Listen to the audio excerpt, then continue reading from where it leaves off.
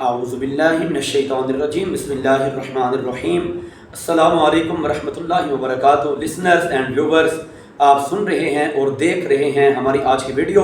آج کا ہمارا ٹاپک یہ ہے کہ حدیث مدینۃ العلم، قال رسول اللہ صلی اللہ علیہ وسلم انا مدینۃ العلم وعلی بابھا۔ یہ حدیث مبارکہ ضعیف ہے، موضوع ہے یا صحیح ہے، اس کے حوالے سے ہماری گفتگو ہے۔ پچھلے کچھ دنوں سے بابا ناسبیت سائیں غلام رسول ظفر قاسمی صاحب اس حدیث کو لے کے کافی بات چیت کر رہے ہیں، اور ان کا یہ کہنا کہ جو اعتراضات ابن تیمیہ نے کیے تقریباً وہی اعتراضات بابا ناسبیت وہ بھی کرتے نظر آ رہے ہیں۔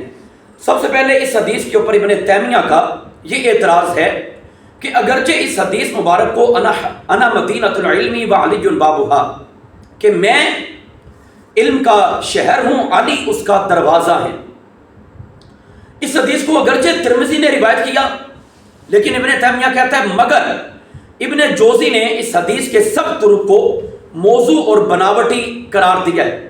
یہ اعتراض حضرت قبلہ فاتح ختم نبوت قبلہ عالم پیر سید میر علی شاہ صاحب رحمۃ اللہ تعالی علیہ، آپ نے تصفیہ ما بین سنی و شیعہ اپنی اس کتاب کے اندر نقل کیا ابن تیمیہ کے اعتراض کو۔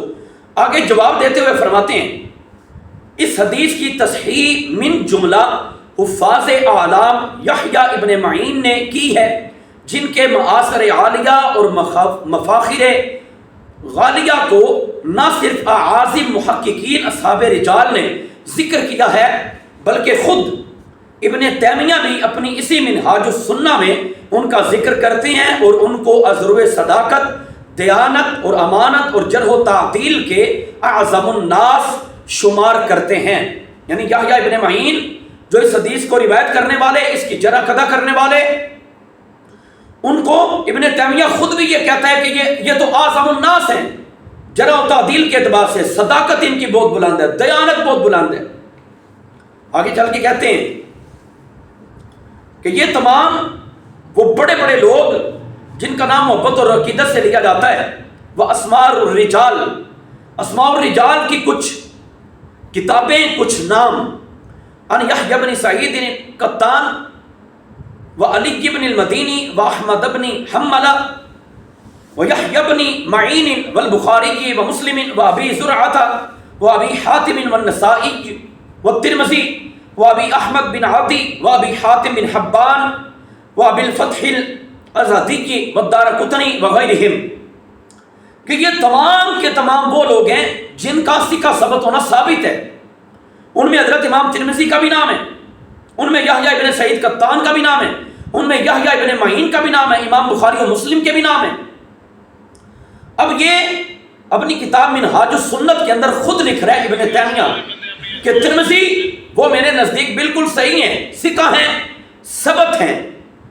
ان تمام چیزوں کو ثابت کرنے کے باوجود اب ایک مرتبہ کہنا کہ حضرت امام ترمذی وہ میرے نزدیک مسلم ہیں، لیکن مسلم کرنے کے باوجود، تسلیم کر لینے کے باوجود پھر یہ کہنا کہ حضرت امام ترمذی ان کی روایت باوجود کہ ترمذی نے روایت کیا پھر بھی یہ حدیث موضوع ہے، تو یہ تو عجیب سی بات ہے کہ امام ترمذی روایت کر رہے ہیں، حالانکہ حضرت قبلہ عالم پیر میر علی شاہ صاحب رحمۃ اللہ تعالی علیہ آپ فرماتے ہیں ظاہر ہے کہ ترمذی ارکان ستہ علم حدیث سے ایک رکن ہے، سیاستہ کے مصنفین میں سے ایک حضرت امام ترمذی ہیں، تو جب انہوں نے روایت کر دیا تو یہ حدیث مبارکہ بالکل صحیح ہونی چاہیے۔ اسی طرح ابن تیمیہ نے ایک اور اعتراض جو وارد کیا، اس کے اندر یہ تھا جس کو بابا ناسبیت سائیں غلام رسول ظفر قاسمی صاحب زیادہ اچھالتے ہیں کہ صحابہ تو سارے تھے، لیکن کیا علم کا ذریعہ، آگے علم کی نشر و اشاعت کا ذریعہ صرف ایک حضرت علی بنے؟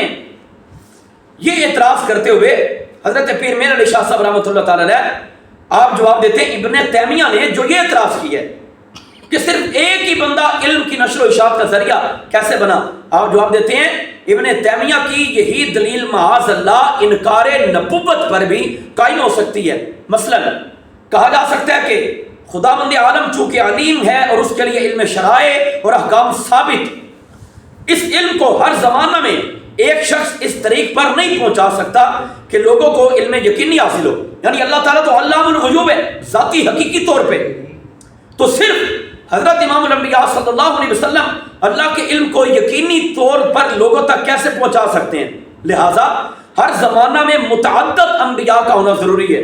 پیر صاحب فرماتے ہیں یہ تو نبوت ہی کا انکار ہو جائے گا معاذ اللہ، ورنہ چاہیے کہ دین الہی مسدود اور بند رہے. یعنی ایک زمانے میں کئی نبی آنے چاہیے. اگر کئی نبی نہ ہو تو ایک نبی علام الغیوب خالق و مالک کے علم کو کئی لوگوں تک کیسے پہنچا سکتا ہے؟ تو کئی نبی ہونے چاہیے تھے علم پہنچانے کے لیے. جب کئی نبی نہیں تو چاہیے کہ دین خدا کا دروازہ ہی بند ہو جائے.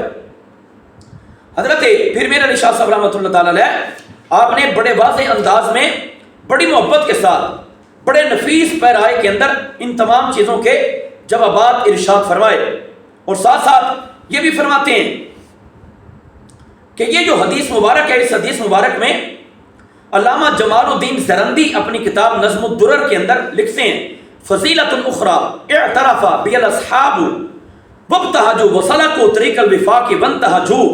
اس حدیث کی ایک اور فضیلت ہے کہ اعتراف صحابہ نے بھی کی ہے. حضرت رسول پاک صلی اللہ علیہ وسلم کے صحابہ نے حدیث کا اعتراف کیا کہ یہ ہے، اور تمام علماء کرام، تمام فضلاء، تابعین، تبع تابعین، تمام نے اس حدیث مبارک کے مطابق اعتدال کے رستے کو پسند کیا ہے. اس کے بعد بیان کرتے ہیں کہ تابعین میں سے 14 بندے اس حدیث مبارک کو روایت کرنے والے ہیں، جن میں حضرت سیدنا سید الساجدین حضرت امام زین العابدین علی ابن حسین بن علی بن ابی طالب علیہ السلام اور سیدنا باقر العلوم محمد بن علی ابن حسین ابن علی بن ابی طالب علیہ السلام بھی ہیں. غرض اس حدیث کو اکابر محدثین نے، جن کا عدد تقریباً 140 تک پہنچتا ہے، فرمایا جو 300 ہجری سے لے کے 1300 ہجری تک گزرے ہیں، 140 محدثین نے اس حدیث مبارک کو روایت کیا ہے. لہذا اس کو حدیث کہنا، حدیث کہہ کے پھر موضوع کہنا، پھر یہ کہنا کہ ترمذی نے بھی روایت کیا اور پھر بھی ضعیف ہے یا موضوع ہے، تو معاذ اللہ ایسی کوئی بات نہیں. 300 ہجری سے لے کے 1300 ہجری تک 1000 سال 140 محدثین حدیث مبارک کو روایت کر رہے ہیں. حضرت امام زین العابدین بھی ان میں شامل ہیں، اور جناب سیدنا باقر العلوم امام محمد باقر، ان تمام کے ناموں کے ساتھ بھی حضرت پیر میرے علی شاہ صاحب فرماتے علیہم السلام، علیہم السلام. تو یہ طریقہ ہے اہل سنت و جماعت کا. شیعہ حضرات کے ساتھ ہمارا تعلق نہیں ہے. وہ علیہم السلام کہہ کے امام کو، کوئی بھی وقت کا امام ہو یا تمام اماموں کو، وہ یہ کہتے ہیں کہ ان کی باتیں نبیوں کی باتوں جیسی، ان کی باتیں من جانب اللہ ہیں. اہل سنت یہ کب کہتے ہیں؟ ہم تو کہتے ہیں کہ فقط اللہ کے نبیوں کی اتباع کے اندر علیہم السلام ان کے ساتھ لکھی دی آ جائے تو شرعی طور پہ کوئی قباحت نہیں ہے. معصوم اللہ تعالیٰ کے نبی ہیں، معصوم اللہ تعالیٰ کے فرشتے ہیں، بس اس کے سوا کوئی معصوم نہیں ہے. ایک چھوٹا بچہ بھی اس کو عرف کے اندر معصوم کہہ دیا جاتا ہے، لیکن ان کے ناموں کے ساتھ علیہم السلام آ جائے تو پھر چڑ کیوں ہے؟ شیعہ علیہم السلام اور معنی کے اندر کہتے ہیں. اہل سنت کا ایک اپنا انداز ہے، ان کا اپنا اسلوب ہے. اس اسلوب کے اندر ان کی باتوں کو، اماموں کی باتوں کو اہل سنت یہ نہیں کہتے کہ یہ من جانب اللہ ہے، بلکہ ان کی اپنی باتیں ہیں. یہ کیفیت ہے. اور یہاں تک اہل سنت کہتے ہیں، شیعہ یہ کہتے ہیں کہ اماموں سے غلطی ہو ہی نہیں سکتی، سوال ہی نہیں پیدا ہوتا، نبیوں کی طرح ان سے غلطی ہو ہی نہیں سکتی. ہم کہتے ہیں غلطی کا امکان ہے، لیکن اللہ کی حفاظت میں ہوتے ہیں، وقوع خطا نہیں ہوتی. امکان ہوتا ہے، وقوع نہیں ہے. یہ اہل سنت کا موقف ہے. اگر یہ سمجھ آ جائے تو فبیہا و نعمت. کتنا واضح طور پہ حضرت پیر میرے علی شاہ صاحب علیہ رحمہ آپ نے حدیث مبارک کے حوالے سے گفتگو فرمائی ہے. یہ مختصر سی ہم نے بات چیت کی ہے، ورنہ حضرت پیر صاحب نے کئی صفحات کے اوپر مشتمل ایک طویل موضوع تحریر کیا، جس میں حضور مولا کائنات رضی اللہ تعالیٰ عنہ آپ کی شان کو بڑے نفیس پیرائے کے اندر بیان کیا. اللہ سبحانہ قدوس اللہ تعالیٰ حضور نبی کریم علیہ السلام کے اصحاب اور آل رسول علیہ رضوان سب کا ہمیں با ادب بنائے، ان کا احترام کرنے کی توفیق عطا فرمائے. آمین. وما توفیقی الا باللہ.